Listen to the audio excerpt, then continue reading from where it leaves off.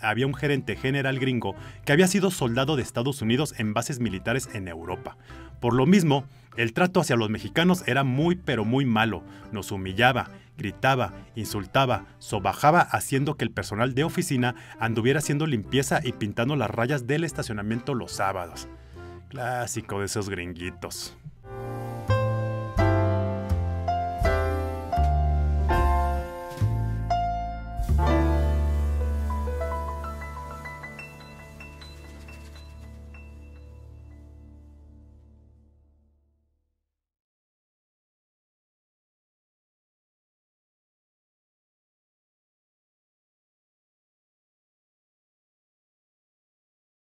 Pandilla Godín, un episodio más lleno de chismecitos que son más importantes que el reporte semanal que les pide su jefe. Recuerden, compartan el video, suscríbanse al canal, denle me gusta y compártanlo con toda su pandilla Godín ahí en la oficina. Recuerden, si tienen un chismecito que me quieran enviar, ya saben, por las redes sociales, ahí en mensaje directo o al correo godincasosdelavidareal1@gmail.com. Y sin más, vámonos pues. Hola, buenas noches. Te platico que trabajé para una marca de maquinaria por 5 años. Todo bien y muy buena lana, a cambio de unas buenas jornadas de 12 horas diarias o más. Buenos compañeros y jefes inmediatos, hasta que hubo un cambio en dirección y en cada sucursal pusieron gerente. En la que yo estaba pusieron a una tipa que no tenía ni idea de lo que la empresa hacía. Sobra decir que el puesto se lo dieron por lo que sabía hacer, no por lo que tenía en la cabeza ni el cuerpo. A mí me llenó el buche de piedritas, hasta que ya de plano, un fin de semana, ya me empezó a regresar a trabajar, y pensé en renunciar. No fui el lunes y el martes que iba a entregar mi renuncia, me topo con el de RH, que solo va a las sucursales a correr a la gente.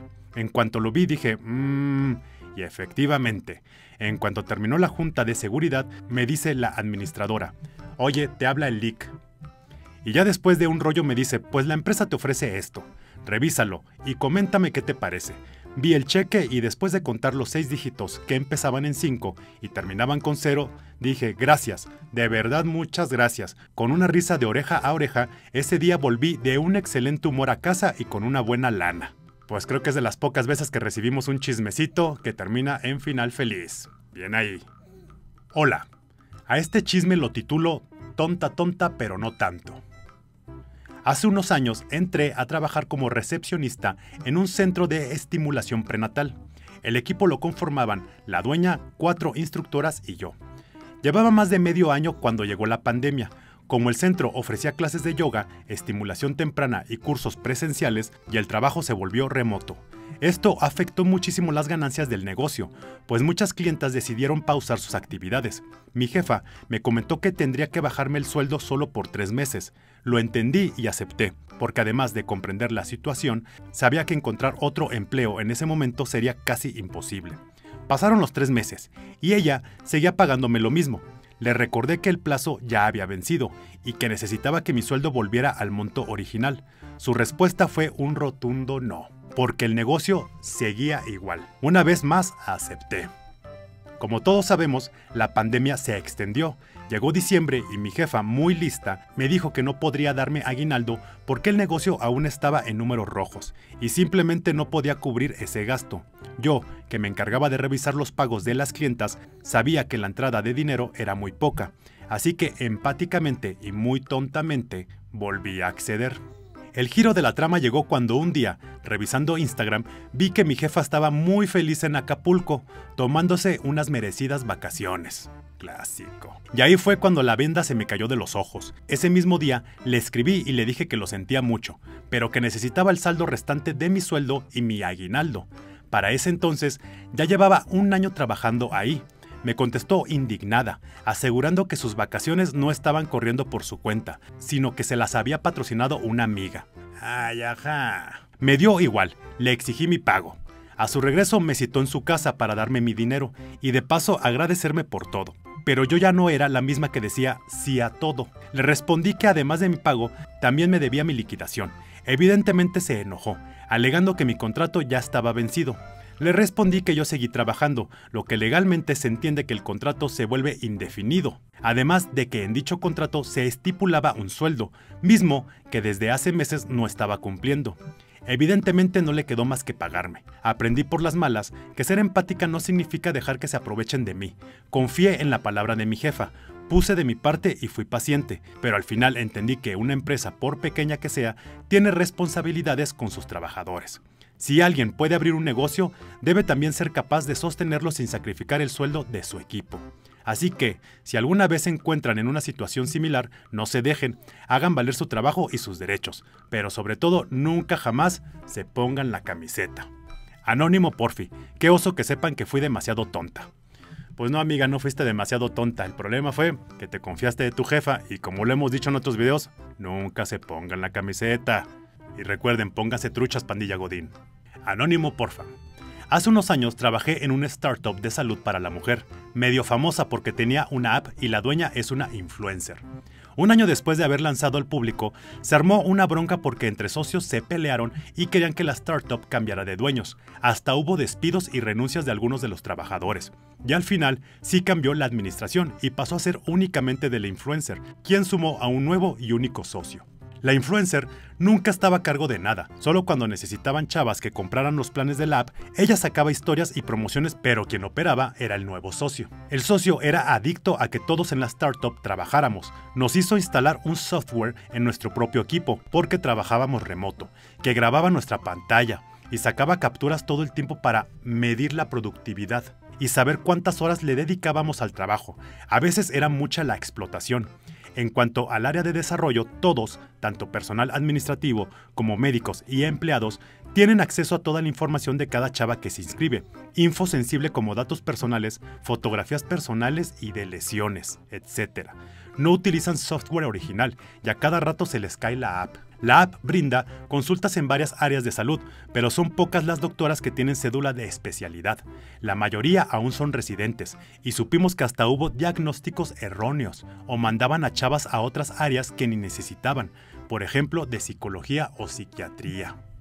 Mal. Internamente, a ningún empleado nos dieron seguro y tampoco ningún tipo de prestación, que porque trabajábamos remoto y no había necesidad de un seguro.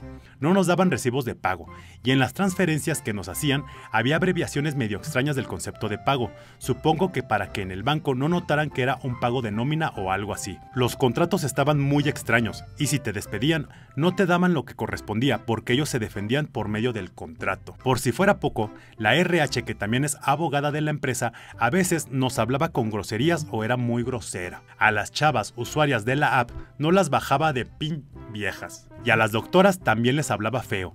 Y ella era la responsable de favorecer a la startup con los contratos bien raros que hacía. Un ambiente muy tóxico donde todos hablaban mal de todos o se quejaban del trabajo. Nadie sabe cómo es que siguen operando. Pero como el socio tiene mucho dinero, paga para que les den buenas reseñas, que hagan videos hablando bien de la app y para estar en exposiciones o en conferencias. Moraleja, nunca trabajen en startups. Pues ahí sí saben cuál es la app, porque nuestra amiguita Godín no lo comentó en el chisme, déjenlo en los comentarios. Anónimo, por favor. Hace años trabajé para una empresa gringa en el norte de México. Había un gerente general gringo que había sido soldado de Estados Unidos en bases militares en Europa.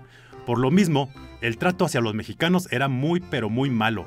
Nos humillaba, gritaba, insultaba, sobajaba, haciendo que el personal de oficina anduviera haciendo limpieza y pintando las rayas del estacionamiento los sábados. Clásico de esos gringuitos. Toca la suerte que la empresa iba a cerrar la planta 2 y a mí se me ocurre escribir a la prensa contándoles que iban a cerrar una planta y que iban a correr gente. Ya nos habían dicho, pues que se va un reportero detrás de él en un evento de cámaras empresariales a tratar de entrevistarlo cuestionándolo por el cierre. Al día siguiente salió en la prensa que iban a cerrar una planta y despedir empleados. Dulce venganza, la compañía perdió en acciones al enterarse los proveedores y clientes en Estados Unidos, y este gringo en las siguientes semanas fue separado de su cargo. Nada paga las humillaciones que hizo, pero al menos le costó a la empresa dinero, todo lo que le hizo a los mexicanos. Chales, que esos gringuitos, ¿cuántos videos nos salen todos los días de esos gringuitos jefes o que vienen aquí a México a jubilarse y estar viviendo y tratan mal a los mexicanos? Miren, esos gringuitos de mí se acuerdan, les va a caer el karma. Van a ver. Y bueno, llegamos a nuestra gustada sección Rugido de Tripas. Vamos a ver qué nos tiene hoy el rugido.